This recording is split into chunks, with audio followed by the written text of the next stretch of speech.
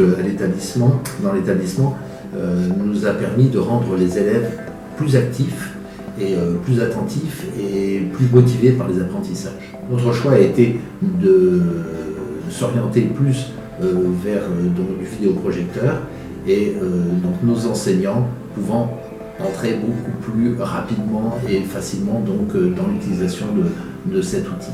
Au niveau de l'utilisation de ce vidéoprojecteur en classe, on a un certain nombre d'outils et de programmes qui nous permettent donc de rendre cet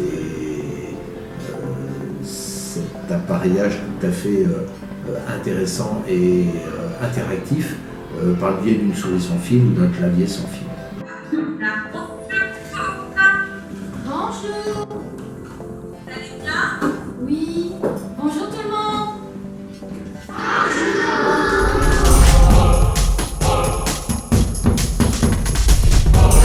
Donc, l'intérêt d'une visioconférence, c'est que l'élève est acteur de ses apprentissages. Il va pouvoir, il comprend l'intérêt d'écrire ses phrases, de les préparer, de bien les formuler. Ça permet aussi des situations de communication authentiques avec des échanges visuels et sonores synchrones. Le face-à-face avec l'interlocuteur implique des questions-réponses immédiates et la possibilité de voir la réaction de l'autre. Ça implique aussi la nécessité d'écouter attentivement pour comprendre ce que l'autre est en train de dire. Ça permet aussi à nos élèves de travailler l'oral dans des vraies situations de communication. Ça incite les élèves à prendre la parole, notamment nos élèves qui sont des petits parleurs, et aussi nos élèves qui sont encore en insécurité linguistique, puisque le français est leur langue de scolarisation, et pas forcément celle qui est parlée à la maison. Ça leur permet aussi de découvrir la culture de l'autre.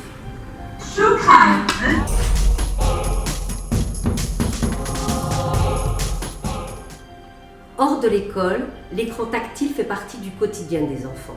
C'est un outil familier, facile d'utilisation, riche en possibilités, attrayant et motivant. Alors à l'école, il devient indéniablement un allié pour apprendre.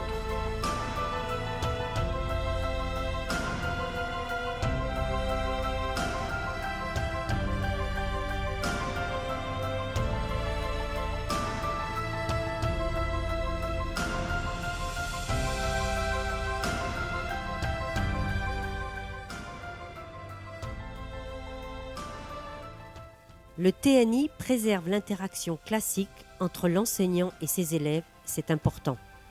Le professeur conserve sa place au tableau. Il garde la maîtrise et l'attention du groupe. La fluidité de son cours est préservée. Par ailleurs, il reste audible par l'ensemble des élèves parce qu'il s'exprime face à eux. Les ressources sont nombreuses et enrichissent considérablement les séances. On dispose d'une variété d'outils qui motivent les élèves et qui sont très faciles à utiliser.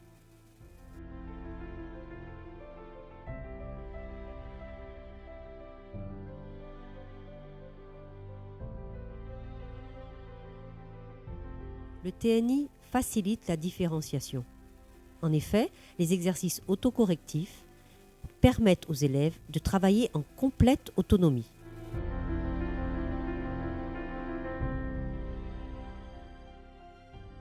La Bibot est un robot qui ne nécessite pas le recours à un ordinateur. Après la phase de recherche personnelle, les élèves programment la petite abeille. Ce robot est un objet ludique et attractif, vecteur d'apprentissage. Apprentissage des chiffres, lecture, alphabet, chronologie narrative, orientation dans l'espace. Le nombre d'activités n'est limité que par l'imagination des enseignants et des enfants. L'ActiveVote encourage les élèves à participer. On constate un enthousiasme accru pour répondre aux questions, pour s'investir dans une réflexion personnelle. Ce système permet de mesurer précisément le degré d'acquisition des connaissances de chacun. On consulte les réponses en temps réel. Les élèves prennent confiance au fil des votes et peuvent suivre leur progrès grâce à une analyse instantanée des résultats.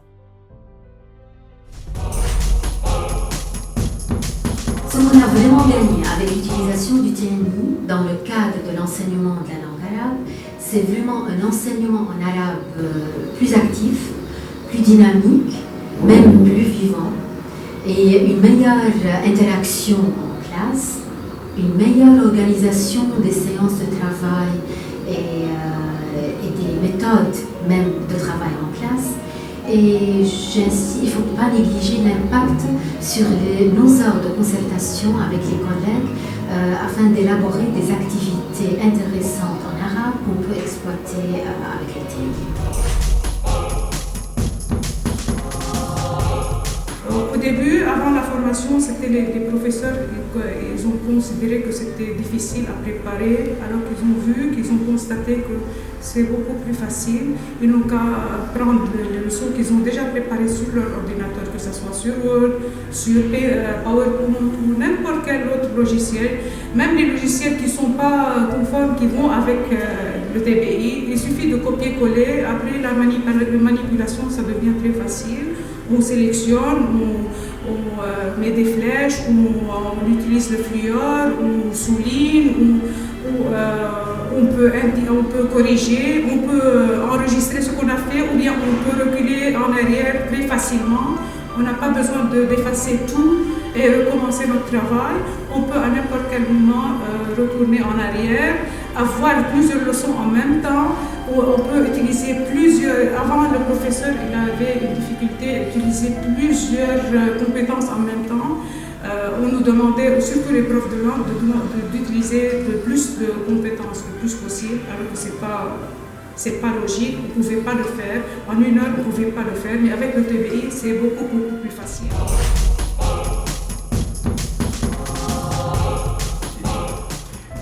En premier lieu, il me semble que l'utilisation de TBI permet d'avoir une plus grande souplesse au niveau de l'ensemble des supports pédagogiques numériques, audiovisuels, films, vidéos, sons, images, que l'on peut ainsi plus étroitement associer et de façon beaucoup plus fluide.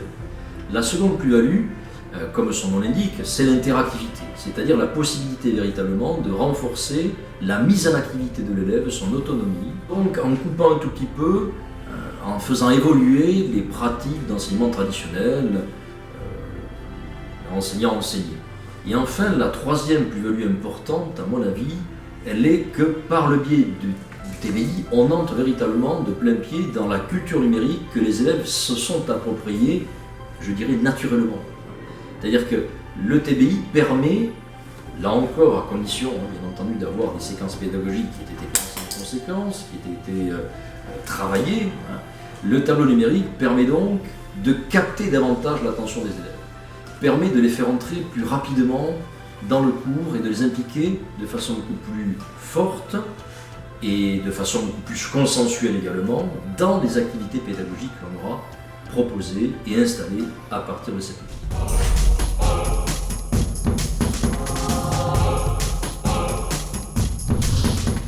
Alors sur l'utilisation des tablettes en classe, on a remarqué d'après notre expérience que les enfants sont plus motivés et il y a plus d'interaction entre les profs et les élèves. Beaucoup des points positifs. Au lieu de gaspiller le bois des arbres pour fabriquer des livres, on peut le télécharger sur la tablette. Aussi, c'est plus léger. Si on installe tous les livres dedans, c'est plus léger que tout le cartable avec tous les livres. Si on va quand même réviser à la maison ou prendre à l'école. C'est aussi plus pratique pour tourner les pages. Comme si je veux faire une page, je peux écrire comme 12, je vais ici. Et 644, je peux venir ici.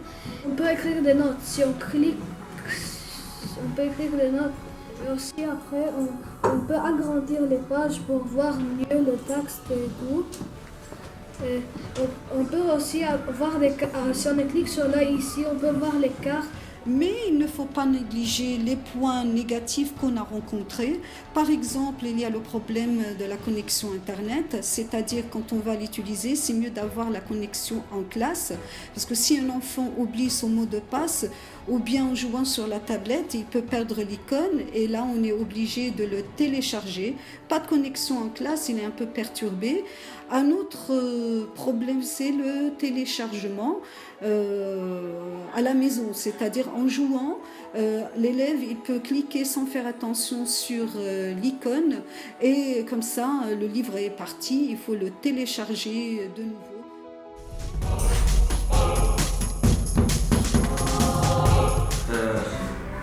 Au collège, les élèves apprennent à écrire un algorithme pour le traduire en code. Ils découvrent comment créer une condition, puis après une boucle, ce qui facilite l'apprentissage de la programmation d'un robot. On apprend une logique pour écrire un algorithme qui sera traduit par un code informatique ou bien pour créer une mission qui sera exécutée par un robot. Durant un cours de robotique, une mission est créée au tableau. On fait la discussion avec les élèves, puis après ils passent exécuter cette mission sur les ordinateurs et à la fin on exploite et on expérimente cette mission-là sur la table au milieu des missions sur le robot. Notre action au sein du réseau et du lycée dans lequel je travaille en particulier a été de faire en sorte que les élèves accèdent tout au long de leur scolarité à la pensée algorithmique et informatique, et ce de manière transdisciplinaire. Ça commence avec des clubs de programmation où on utilise notamment un logiciel qui s'appelle Scratch. Ce que vous voyez sur les écrans derrière moi, ce sont des élèves qui sont avec un robot en train de faire de la programmation robotique. Vous le voyez sur les diagrammes, là encore on travaille avec des algorithmes. L'avantage avec la robotique, c'est tout comme avec le logiciel Scratch où on déplace un petit butin, la possibilité de faire du travail sous forme essai-erreur. L'élève essaie de manière empirique, en voyant son robot se déplacer ou son petit butin se déplacer, va pouvoir corriger ses erreurs, mieux comprendre le problème qui lui est ainsi posé.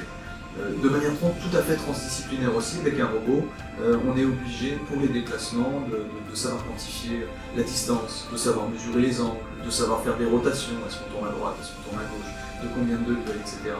Donc pour les élèves et en particulier les jeunes élèves, c'est une manière pour eux de voir quelle est l'importance des outils mathématiques dans la vie courante et dans la manipulation de leur robot en particulier.